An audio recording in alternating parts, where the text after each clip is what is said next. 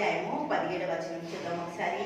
దేవుడు అంటున్నాడు, నిన్ను నన్ను ప్రేమిస్తూ ఎంత చక్కటి ఆధిక్యతనిస్తూ నీకు నాకు ఒక గుర్తింపునిస్తూ సహాయత దయచేస్తూ నిన్ను నన్ను భద్రపరుస్తూ దేవుని ఒక మహిమతో దేవుని ఒక గొప్ప కృపని కనుక మిమ్మల్ని పుట్టే నాకు అనుగుడ్డు ముట్టినట్టు కను పాపాన్ని కాపాడుకోవడం కదా ఎంత తేలిక. అసలు ఎవరైనా ఇట్లా అనే లోపలనే మనం ఏం చేస్తాం, కన్ను మూసేస్తాం. అంత భద్రంగా దేవుడు నీకు నాకు సెక్యూరిటీని అనుగ్రహిస్తుంది. జెఫెన్యా 3వ అధ్యాయము 17 చూద్దాం.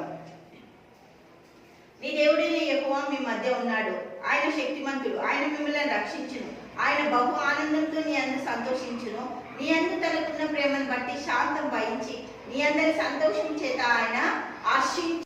దేవుడికి మహిమ కలుగు. నీ సంతోషం ఆయన జీవితంలో ఎంత గొప్పది, ఆధిక్యతతో అనుగ్రహించి దేవుడు ఆశిస్తున్నట. ఆ సంతోషానికి కారణము హల్లెలూయా, దేవుడికి మహిమ కలుగుగాక.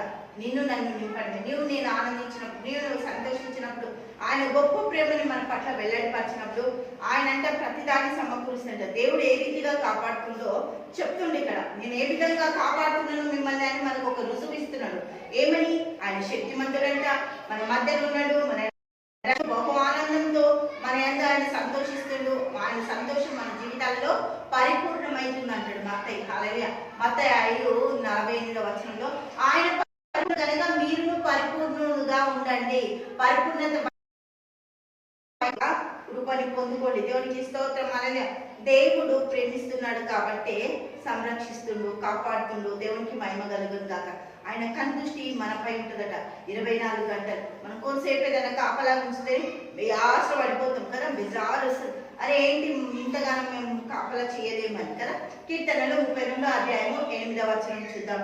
నీకు ఉపదేశం చేసేదను, నీవు నడవాల్సిన మార్గము నీకు బోధించేదను, నీ మీద దృష్టి నుంచి నీకు ఆలోచన చెప్పేది. ఇంకేం కావాలి, ఏం ప్రొటెక్షన్ కావాలి, మాకు ఎవరు లేదు, అది లేదు, ఇది లేదు, అది కావాలి, ఇది కావాలి, ఎన్ని విధాల ఆశ్చర్యపోతుంటాం. కానీ దేవాది దేవుడు అంటూ నేను దృష్టి నుంచి నీ మీద మార్గం చెప్తాను, రాంగ్ పోతే రాంగ్ ఇది, రైట్ పోతే రైట్ ఇది, ఇంకేం కావాలి నీకు ప్రొటెక్షన్, కాపుదల. దేవుడు గొప్ప అద్భుతాలతో ఆశ్చర్యకార్యాలతో మన జీవితాలని సమకూరుస్తుండు. దేవునికి మహిమ కలుగుగాక. మన కనుగుడ్డు ముట్టే ఆయనని ముట్టినట్టంట. హల్లెలూయా, దేవునికి స్తోత్రం.